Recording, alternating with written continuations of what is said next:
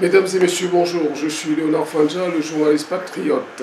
Je voudrais d'abord vous remercier pour votre présence sur notre chaîne YouTube Les Visages d'Afrique TV et sur la page éponyme sur Facebook, la page Facebook Les Visages d'Afrique.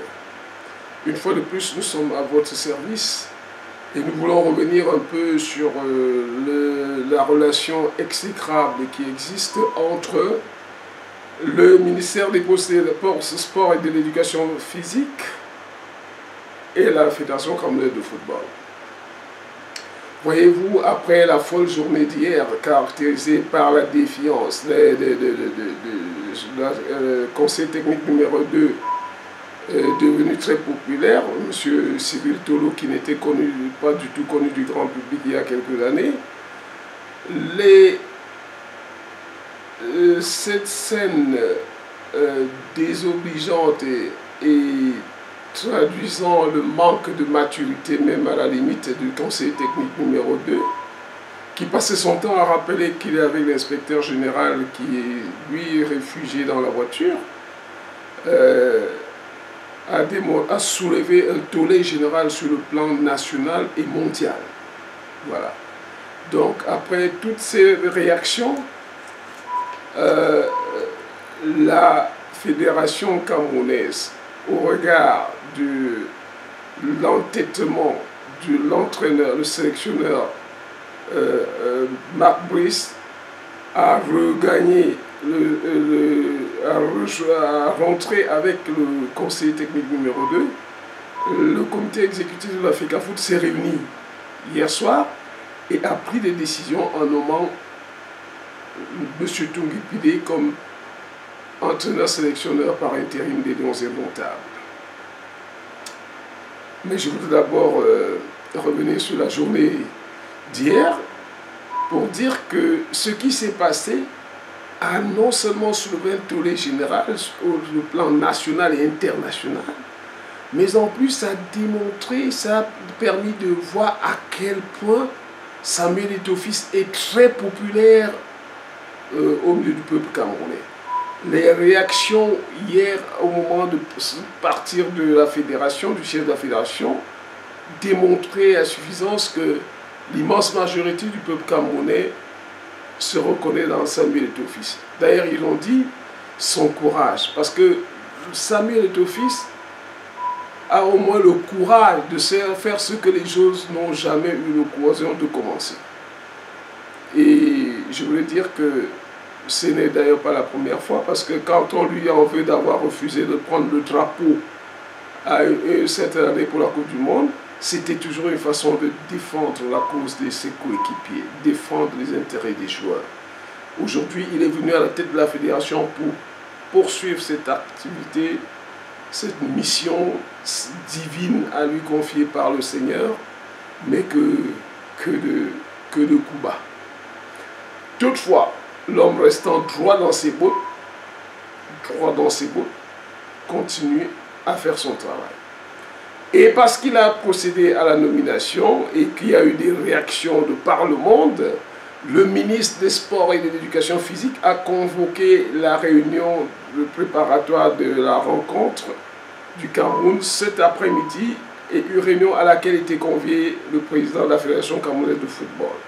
Ce dernier a désigné un membre du comité exécutif, en l'occurrence le professeur Kouvono, que nous connaissons tous, pour le représenter en compagnie du coordonnateur nommé par lui.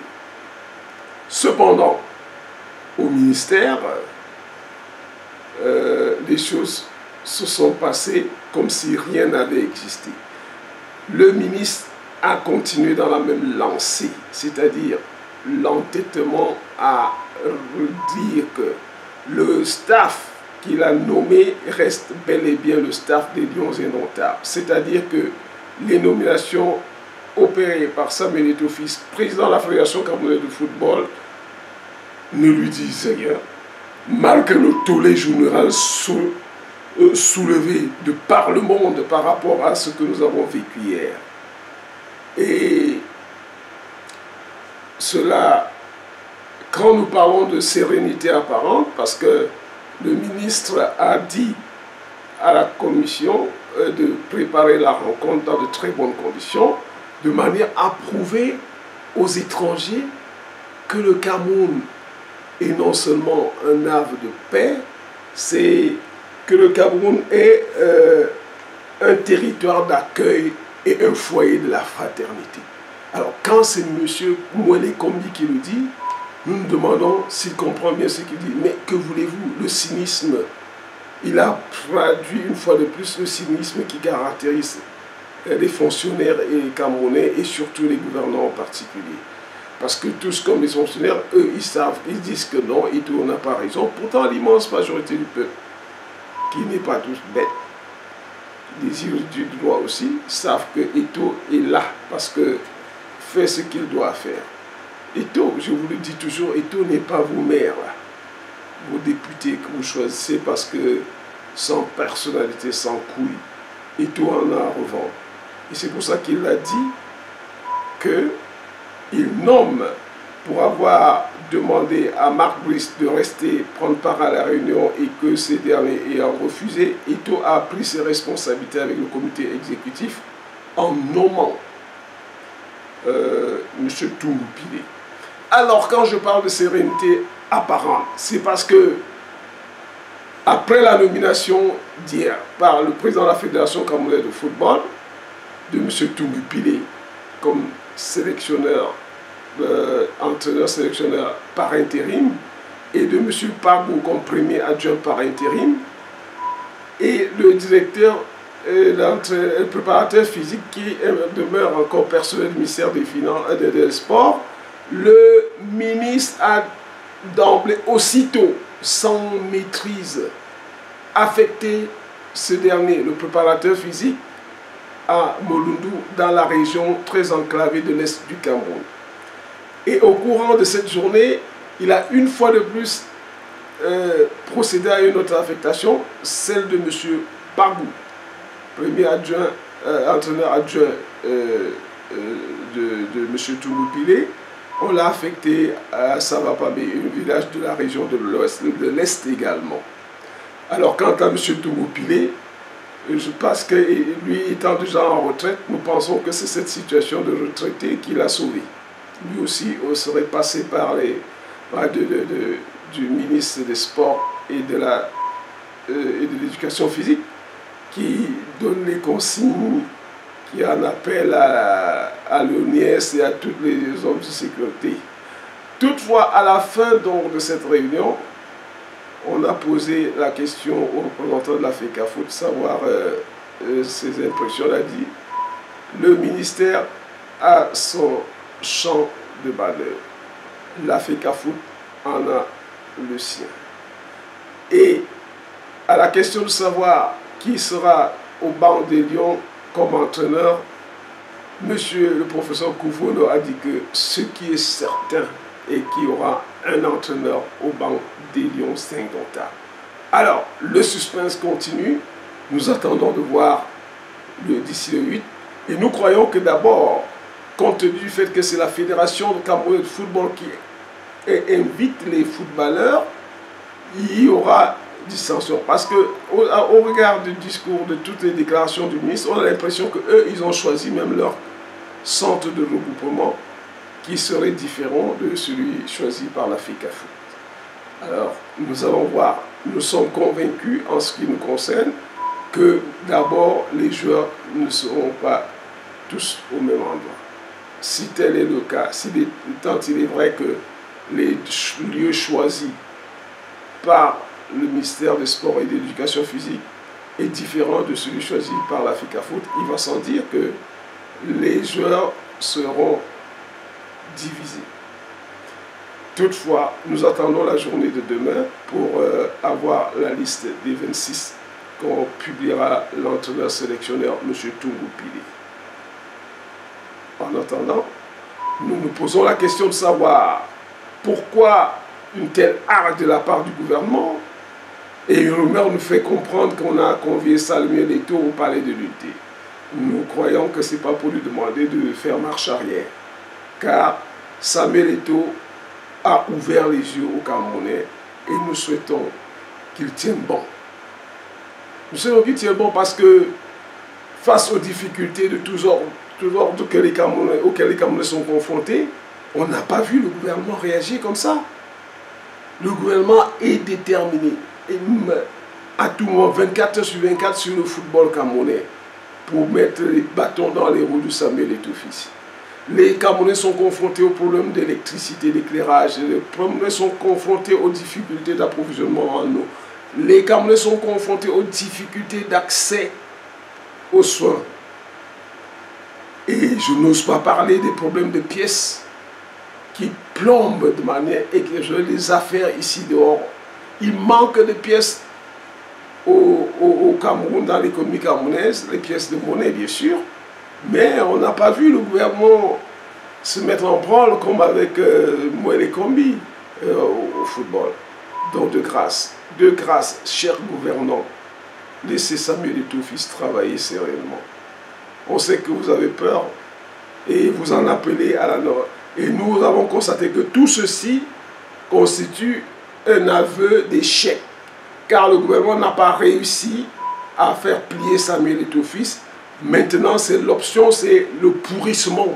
Le pourrissement, puisque depuis samedi, eux et leurs affidés en appellent à la normalisation. Un vœu d'échec. Un vœu d'échec. Que le coup, tout ce qu'ils ont perpétré depuis l'élection de Samuel Eto'o-Fils à la tête de la fédération, et surtout après le scandale d'hier avec M. Cyril Tolo, les gouvernants ont compris, ont démontré à suffisance que leur priorité, ce n'est pas l'amélioration des conditions de vie des citoyens camerounais. C'est ça. Que Dieu bénisse Samuel Eto'o, que Dieu bénisse le Cameroun, et que les Camerounais prient suffisamment pour Samuel Eto'o-Fils. Qu'ils prient sans cesse pour Samuel Eto'o-Fils.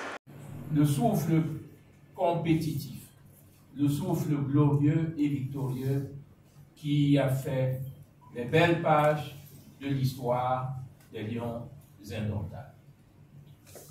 Les uns et les autres ici présents avaient à cœur ces hautes directives du président de la République et ont donc, chacun dans son domaine, apporté des assurances quant à l'organisation dans de bonnes conditions de cette importante rencontre dans le cadre des éliminatoires contre l'Angola à Luanda, mais qui sera précédé 3 jours auparavant par le match contre le Cap-Vert qui se jouera sans le moindre doute. Et là, je parle sous le contrôle de l'administrateur de l'audience qui nous a rejoint venant de Douala, où il est à pied d'œuvre pour préparer le stade de la réunification à cet autre important, très important rendez-vous international, peut-être le plus grand rendez-vous sportif continental africain, et c'est tout à l'honneur du président de la République, son Excellence Paul Biya, qui a bien voulu accepter que notre pays, le Cameroun, berceau de belles et prodigieuses aventures sportives, puisse accueillir la prochaine édition des Jeux de l'athlétisme dénommé les championnats africains d'athlétisme, organisés en rapport avec la Confédération africaine d'athlétisme, dont le président est, comme vous le savez, notre compatriote, le colonel Ahmad Kakaba Malboum, par ailleurs président du Comité national olympique et sportif Cameroun. Il s'agira d'un très grand événement qui verra la participation de quelques 2500 athlètes, parmi lesquels de grands champions du monde en athlétisme, et qui seront qualificatifs pour les Jeux olympiques